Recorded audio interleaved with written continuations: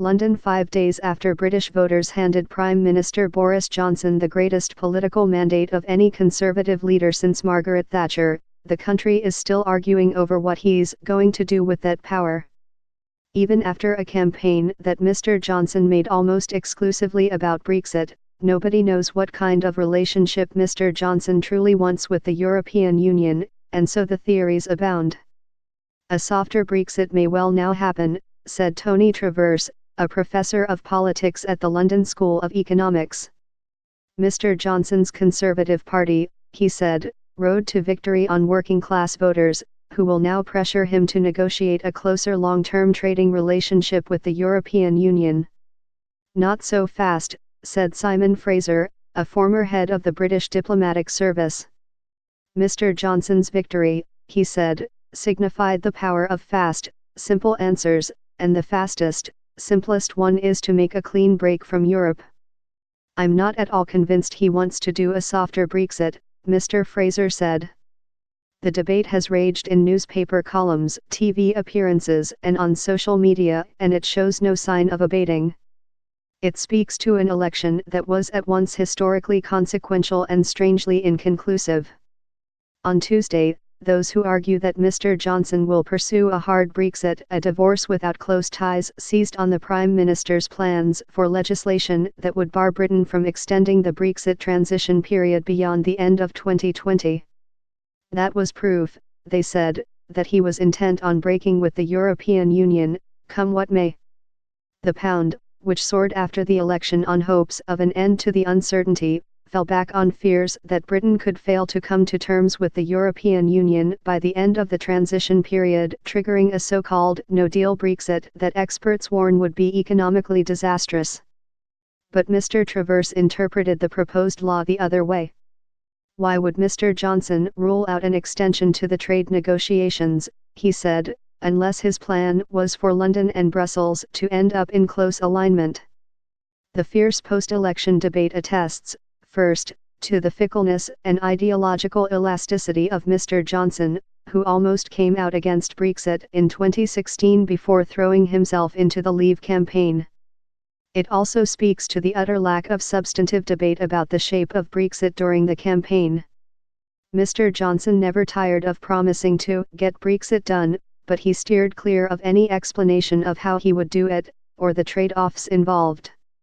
The few times he did get into the details, he was often wrong.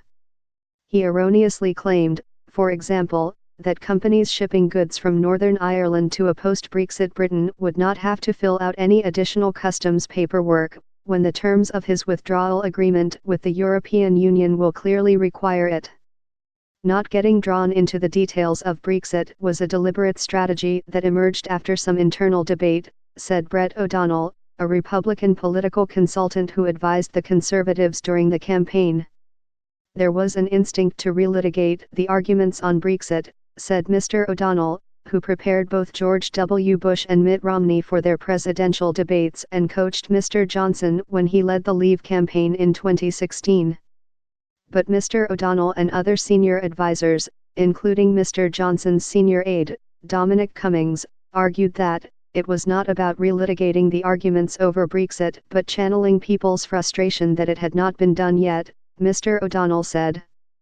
The Brexit message is the gateway to every other message, he added. It helped that the Labour Party's position on Brexit was hopelessly muddled. In seeking to shift the debate to kitchen table issues like healthcare or education, the party avoided the subject almost altogether. So, in an election ostensibly about Brexit, voters were never asked to confront the essential question raised by Britain's departure: what kind of trading relationship does Britain want with its largest neighbour? But there is also little indication that the public ever wanted to have that debate. It's worth remembering just how weird Brexit is, said Anand Menon, a professor of European politics at King's College in London. It is an issue that has dominated our politics like no other for more than 3 years, and yet there is such fatigue with it. The British people are not aware of the huge differences in various Brexit models, he continued. They just want the politicians to sort it out. With so little settled, Britain's political establishment is casting about for clues in other places. The people Mr. Johnson chooses for his new cabinet early next year might give a hint of intentions, Professor Maynon said. If he replaces current ministers who are hardline Brexiters, like Priti Patel, the Home Secretary, or Dominic Raab, the Foreign Secretary, that may suggest he wants closer relations with the European Union. Analysts are also looking at particular parts of the country where pressure on Mr. Johnson could mount from inside his own party. In Stoke-on-Trent, for example, Conservatives now hold all 3 parliamentary seats. The region is heavily dependent on ceramics and, hence, on trade with Europe. Those voters are likely to be hurt by a Brexit that is too hard, leaving Britain with few ties to the bloc. The logic of the Conservative Party's new base means that at least manufacturing needs to be protected as much as possible, said Mr. Travers, the London School of Economics professor. That gives Boris Johnson less room for a hard deal. Mr. Johnson himself has given few clues since his victory. He said he recognized that the Conservative Party needed to serve working-class voters in the Midlands and the North, who had historically voted for the Labour Party but switched to the Tories out of frustration with the failure to complete Brexit. But he did not say whether the interests of those voters would have any effect on how he negotiated with the European Union or, for that matter, how he planned to negotiate with the bloc at all. The government's strategy, some said, will be to relegate the trade negotiations to technical groups, while Mr. Johnson focuses on more popular, headline-grabbing initiatives like funding the National Health Services or hiring more police officers. On Tuesday, as he spoke to his cabinet and later to Parliament, Mr. Johnson again stuck to generalities and a message of unity.